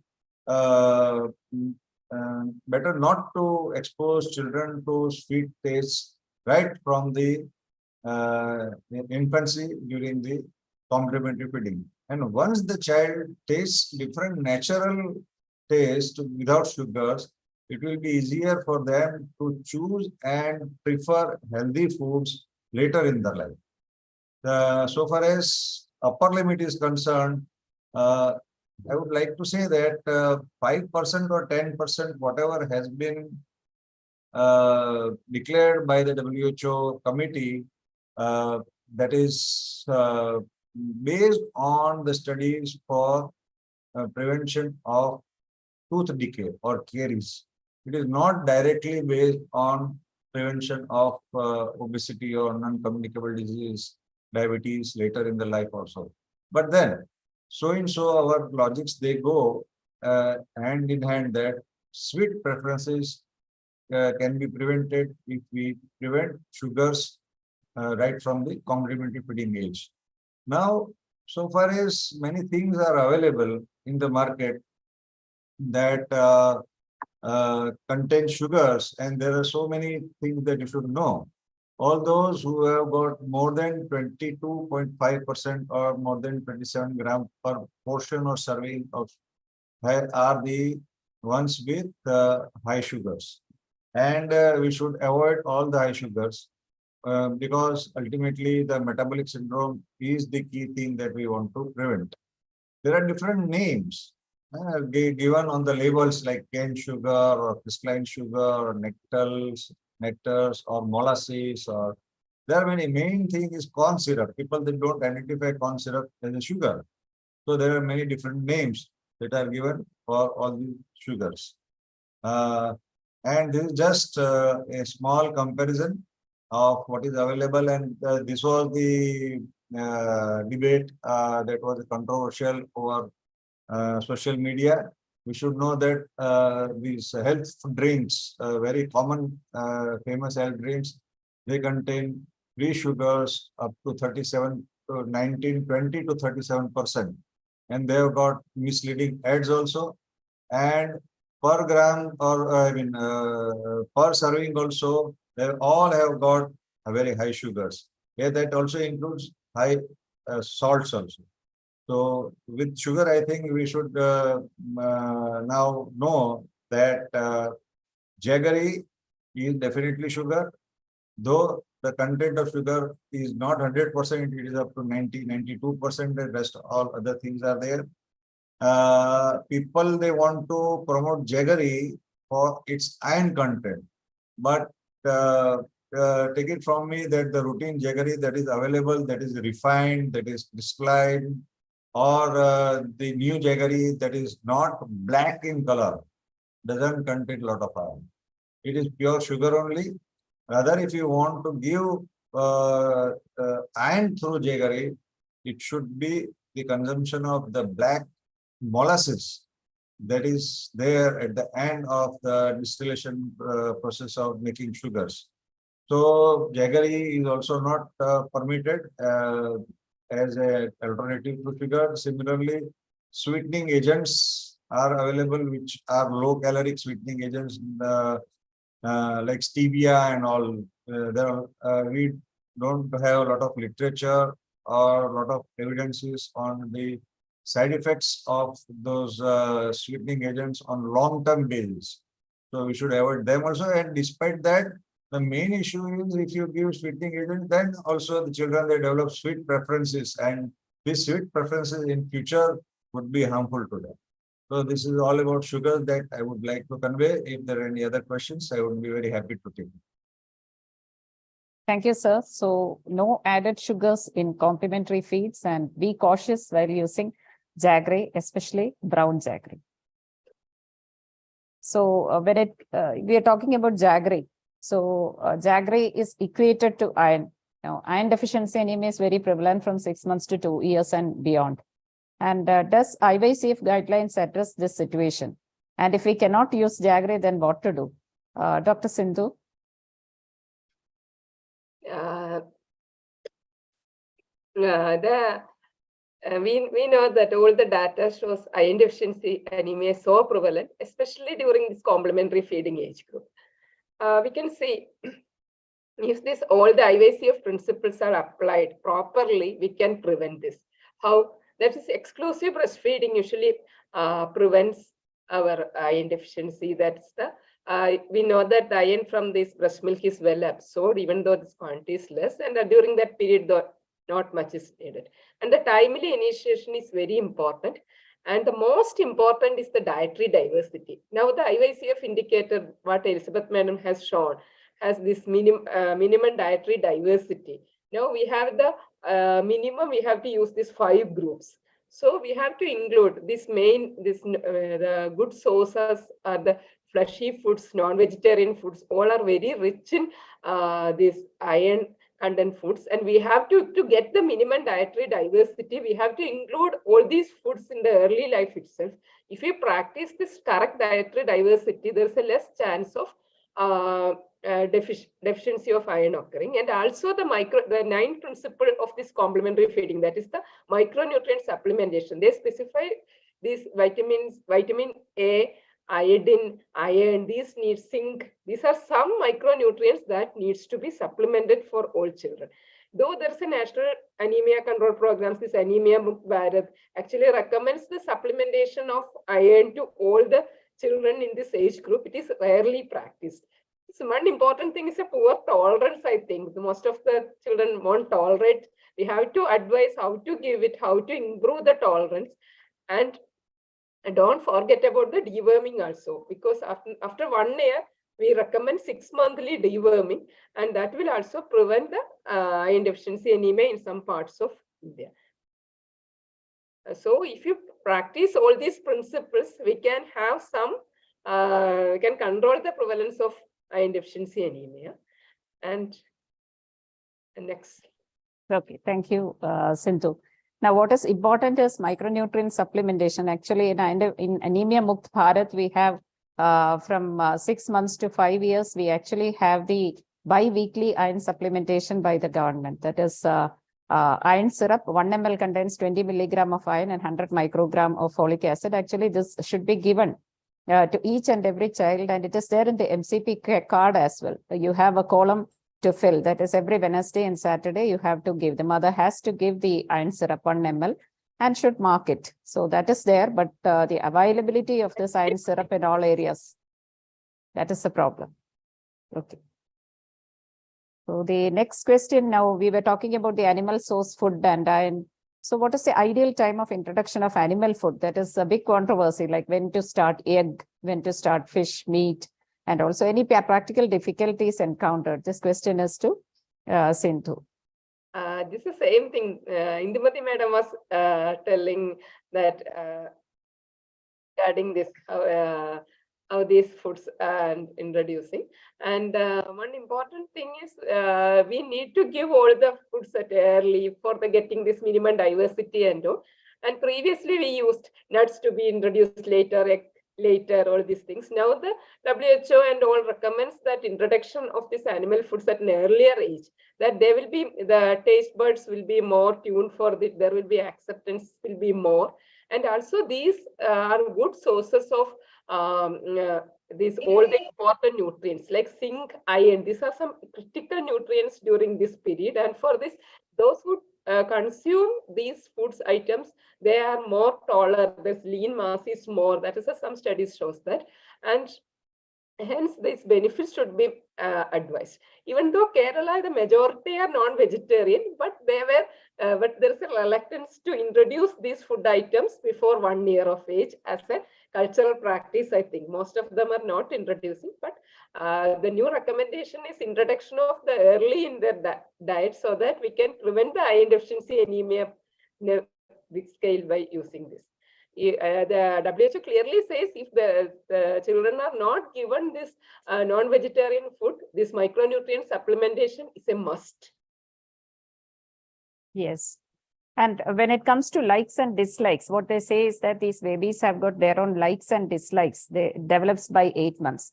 And after that, these babies, they don't accept what we give. The new food will not be accepted. So before that, we have to introduce. Before 8 months, we introduce whatever we want to give. We give. So that is regarding the animal source food. And in the that at a later age, if we introduce later, there may be more fun. They may be consuming more these foods, and there's a chance of obesity. There is some controversy regarding it, but I now think we consider this carbohydrate part as the cause of obesity and not these type of food items. Oh. Can I have one? Yes, please, sir. We have time just to interact here. Yes, sir. One basic question: if we want to introduce animal foods for iron purpose, what should be the frequency, what the quantity that should be? Because most of the places in India, people, they don't eat non-vegetarian daily. And the controversy remains that vegetarian parents, they are very much intrigued by non-vegetarian people for taking non-veg foods.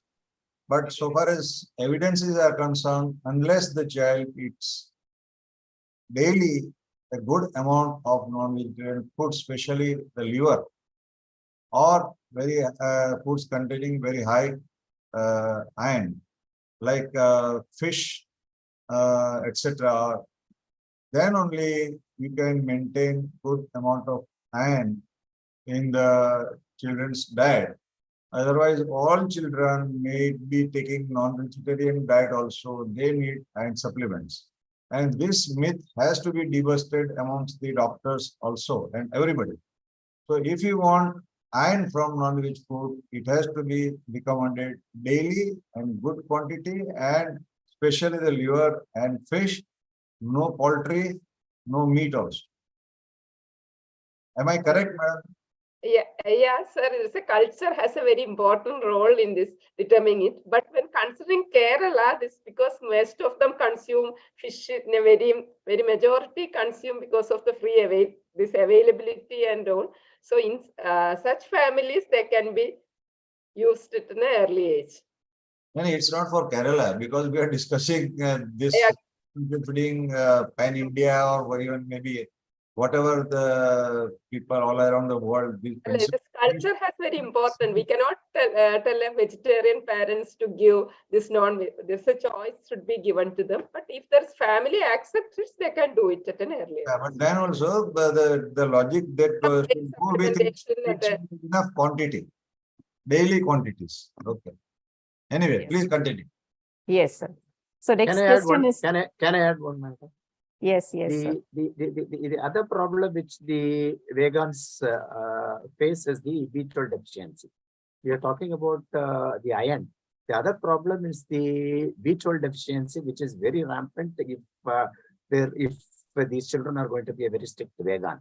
See, the non-acceptance, I think the moment you say you can start giving after end of 180 days, the egg, chicken, mutton, meat, liver, everyone lifts their eyebrows. It's still in our country, our people believe that all these things must be given only after 1 year.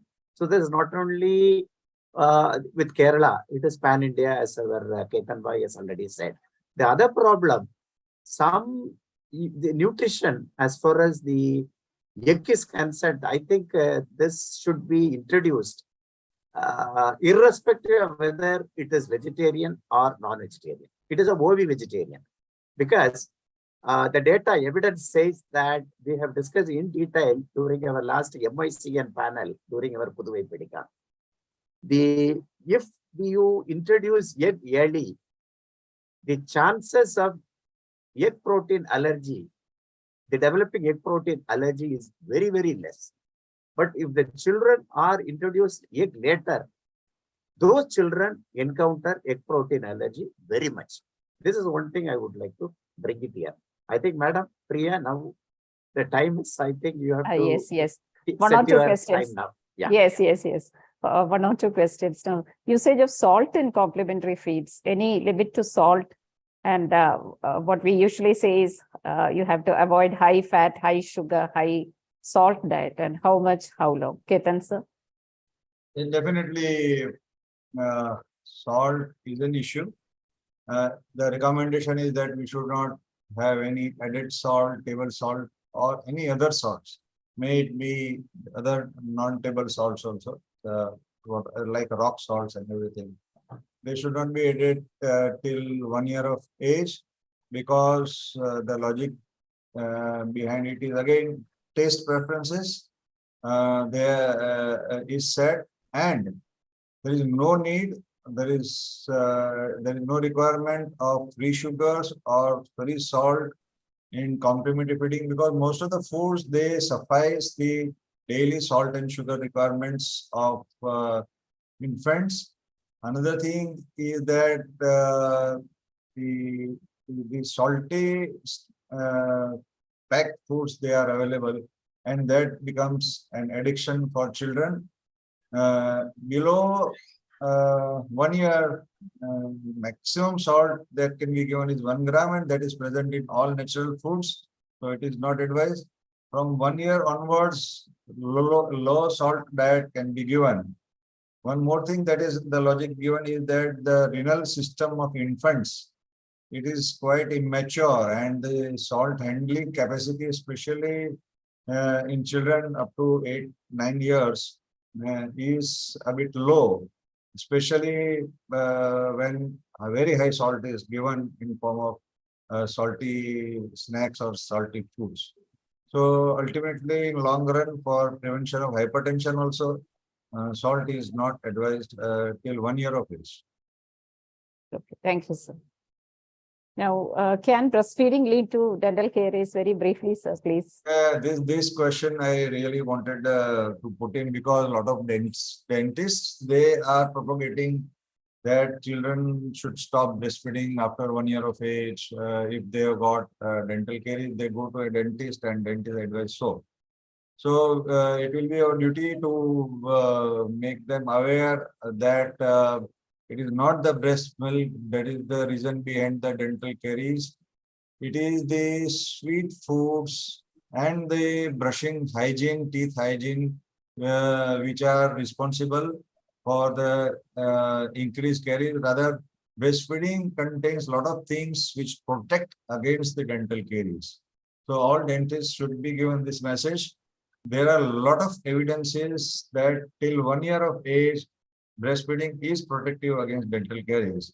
And now evidences are being built up for beyond 1 year of age also. This all controversy shoot up because there were few studies which came up with the conclusion that the caries is more in breastfed children beyond 12 months of age.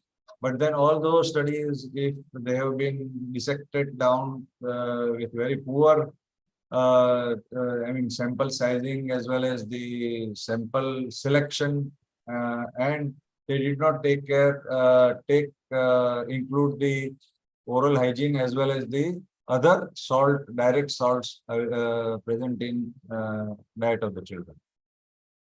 Thank you, sir. The next question is a socially relevant one, because nowadays we have a lot of, along with pandemic, we have emergencies like floods. On a yearly basis, we have different calamities. So how should we manage complementary feeding during these emergencies and pandemic situations? Somashekar, sir. I'll just brief in 1 or 2 minutes, madam. Yes. Because emergency is an incident, rather it is an accident, or it's a situation where, it poses an immediate threat to, the life, health, and property and the environment as a whole. So the types I don't want to go in detail, and we have encountered many. And in 2004, 25th December, we encountered tsunami.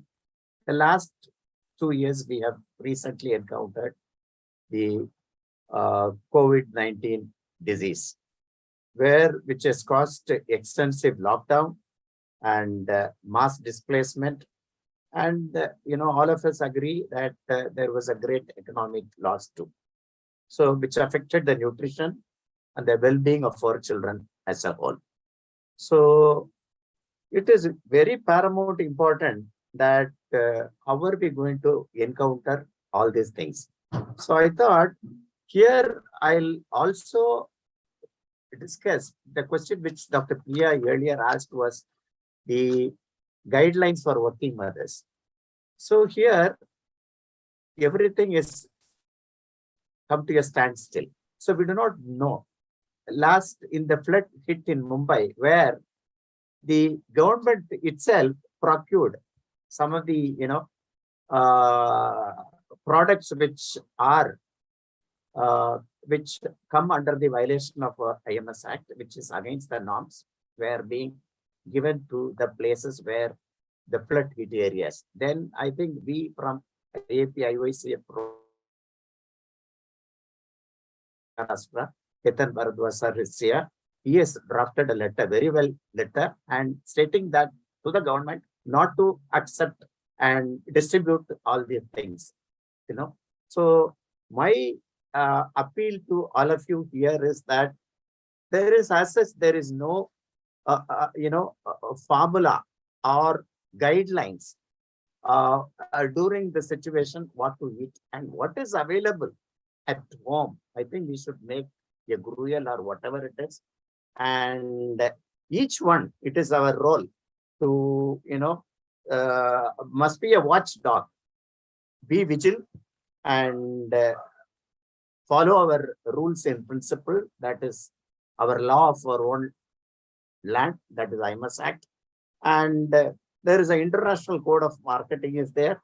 I think we have to teach every one of our friends, our own faculty friends, and to teach them about the Maternity Benefit Amendment Act, which Madam Elizabeth had brought about the 26 weeks of maternity leave. And now the government of Tamil Nadu has increased from 9 months, 270 days to 12 months, that is 365 days. Like even Niti Aayog is watching it. Our PAL, our member is there, VK PAL, which he has also raised this bar, stating that I think we have to increase from 26 months to, 26 weeks to 9 months. I think all these things will go a long way. And to some extent, we cannot, of course, stop any calamities which is occurring naturally. But these, I think, code of marketing has to be, followed up in principle. And once we follow it up, I think whatever is available at home, I think so far we have discussed the simple diet which is made at home must be given to our make the healthy diet during this emergencies. And breastfeeding, I think don't need to touch upon here, which has to be, that is the only, I think, liquid diet, and the mother has to, I think, live with it. And the other thing, because the malnutrition comes after the any pandemic is inevitable, but it is our customary to teach and to make the simple diet with the four, diet diversity, what is available in their home. With the cost also matters. I think we can do it if all of us probably make these mothers aware, not to, the economic loss is there, as I said. I think many philanthropists and social organizations and government is also helping our victims, and there is as such no guideline. I think it is high time to frame a guidelines what to give during this calamities and emergencies as far as the complementary feeding is concerned. Thank you. Thank you.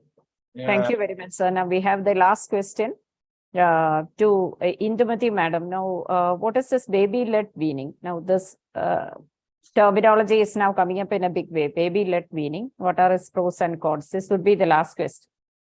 Over to you, madam. Thank you, Priya. I think it's lack of time. I'll just conclude in a few minutes. Very briefly. Yeah. Actually, the weaning is a misnomer here because actually we are giving complementary feeding. But here, the only thing is we're going to allow the baby to choose, pick and explore the food. So the baby gets different textures, and from the family pot you can add and wider food taste. And they say these children will not be fussy eaters. But the disadvantages are going, and also that it increases the motor skills and eye coordination. But now you should understand that the mother should always look at her baby and see whether she's ready to feed or not. And she should not be a baby should not be tired or hungry. And meal times are always for play and learning. So this is a time you should know how and when to start your baby-led feeding. So the baby should have head and neck control and other development readiness before you really start. And the disadvantages are that if it's finger foods, it has to be supervised. The baby can choke. So you start with the pureed form, lumpy form. Even those baby can take in the spoon and eat. And then by 10 months or so, maybe you can start your finger foods.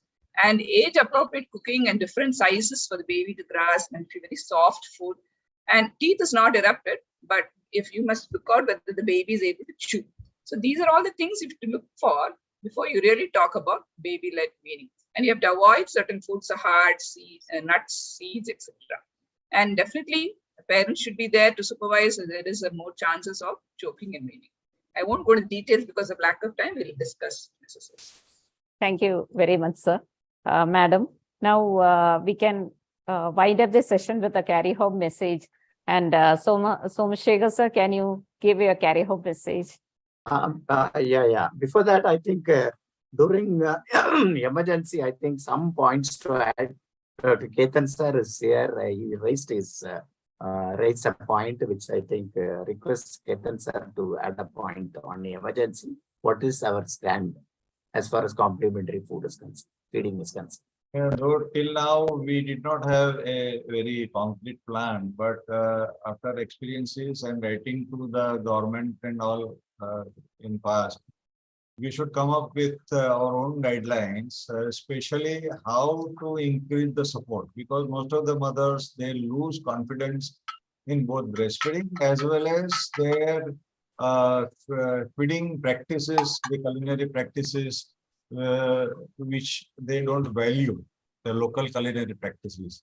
So, and they should not get into the trap of the advertisements. Even the administration, see, we have seen the collector and the police people, they distribute the formulas and they distribute all different I mean packed foods also. So that come first, and I think we will come up with something good in recent future only. Thank you, And sir. We can now invite Yeah. Dr. Ruba Ballard. Madam Rubabella Madam and Elizabeth Madam is here to probably wrap up. And before that, I have 6 points to say as a carry home message, because 6th June and 6 points. And point number one is exclusive breastfeeding. We all must protect, promote, and support. And if all of us could probably abide this supporting, promoting breastfeeding up to 6 months, we can save 13% of U5MR. And after 6 months, start complementary feeding, age appropriate, optimal, and energy dense, and homemade with iron and zinc supplements. I think that will save another 6% of U5MR. And it should be a breastfeeding. Why I say the third point is continue breastfeeding. It must be until 2 years and beyond, because whenever we say start complementary feeding, they tend to, stop breastfeeding. So this is another point which I added as a third point. While you continue breastfeeding, adding on complementary feeding is very, very important, because the child who is fallen ill will recover very fast while the baby is on breastfeeds. And point number 4, mother must be taught, like how to, feed with a responsive feed, and look at, like the responsive with the cue-based, like, see, that is very important. And lastly, I don't want to mention that Madam has already discussed in detail WHO growth chart. Each one of us must plot it. And lastly, Madam has given a helping hand. Hand hygiene must be probably practiced very well before we make, because that will go a long way. The wash and hygiene is very paramount important to prevention of infection and other diseases. And this is what 6 points for the 6th June as a complimentary carry home message. Thank you. Yeah. Thank you, sir. Elizabeth, Madam.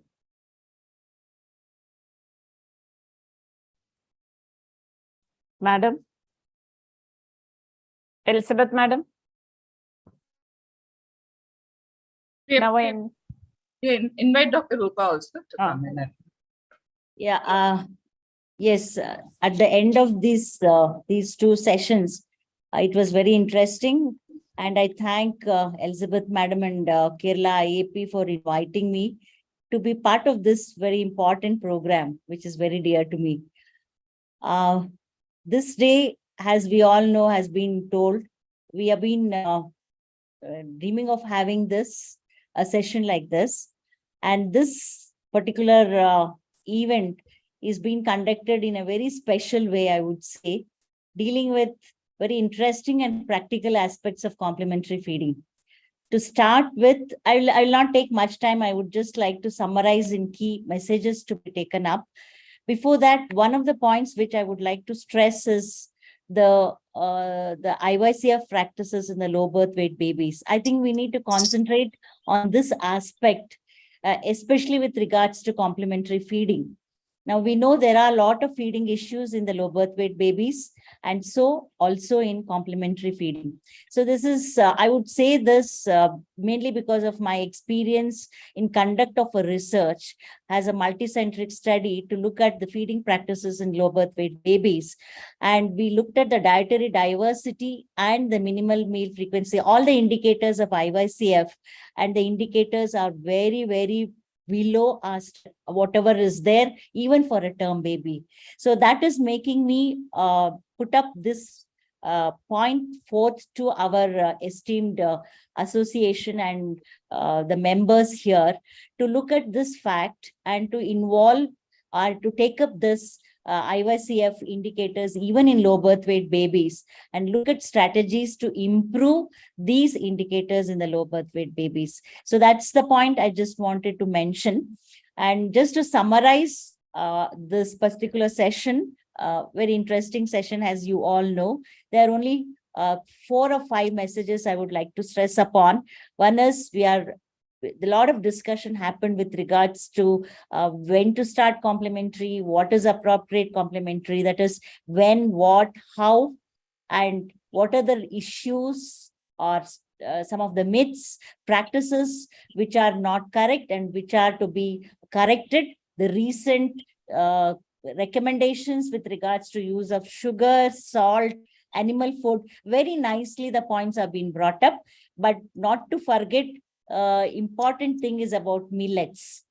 Yes, again, I was involved with another international study to look at the iron and zinc absorption in pearl millet, that is Jogram in our area. And we published this article saying that the absorption of iron and zinc is very good in this, especially if it is fortified.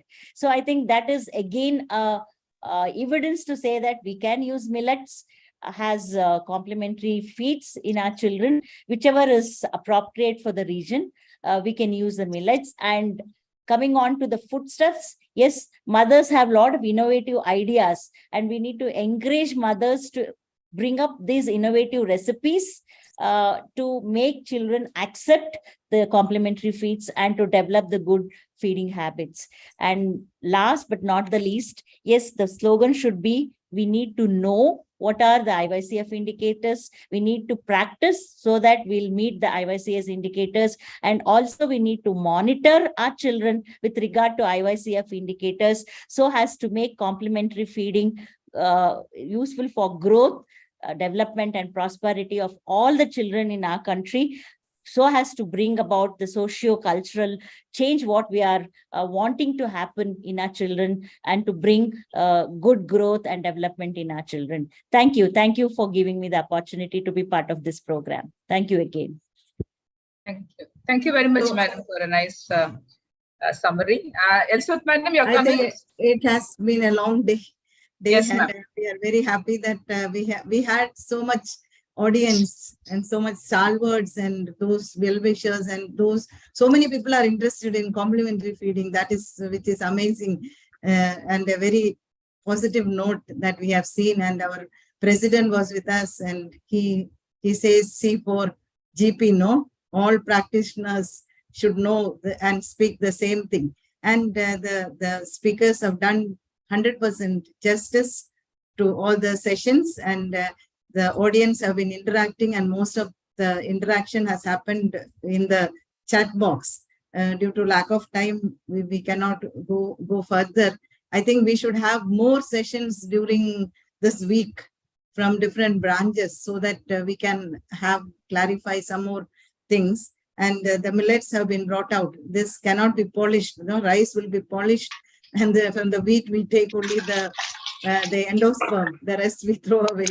So that may not happen. And the developmental readiness of the child is the most important thing. And the flavor bridge starts in utero through the amniotic fluid. So it is not that the baby may not like this. And after 8 or 9 months, they have firm likes and dislikes which are coming.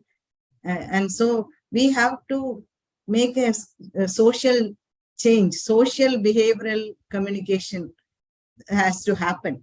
because many of these are new to us. And as administrators and policy makers, we should not be shying away from achieving the IYCF indicators. We cannot shut our eyes and say we are doing very good. And then when we are measured on the yardstick of the IYCF indicators, how much did the baby get on the previous day? That is the question to the mother. And every day the baby must be receiving this. So thank you very much. We are very even humbled so much that so many participants joined us, and all the support we received was tremendous. And I hope we'll have more workshops like this. And in one word, I say thank you to all of you. Good night. Good night. Good night, everybody. Thank you, madam. Thank you all for joining us, making it so wonderful. Excellent program, Christine ma'am and Elizabeth ma'am. Very Thank you. informative session. Thank you so much. Thank you. Thank you. Thank you, madam. Thank you very much. Thank you, sir. Somaseka, sir. Thank you, sir. Namaskar, Thank sir. you. Ethan, sir. Thank you, sir. Namaskar, your background looks very nice. Thank you, sir. We must thank our Elizabeth madam. Elizabeth Thank you, madam for everyone. making it. Thank you, Satish sir. sir. Satish sir for joining.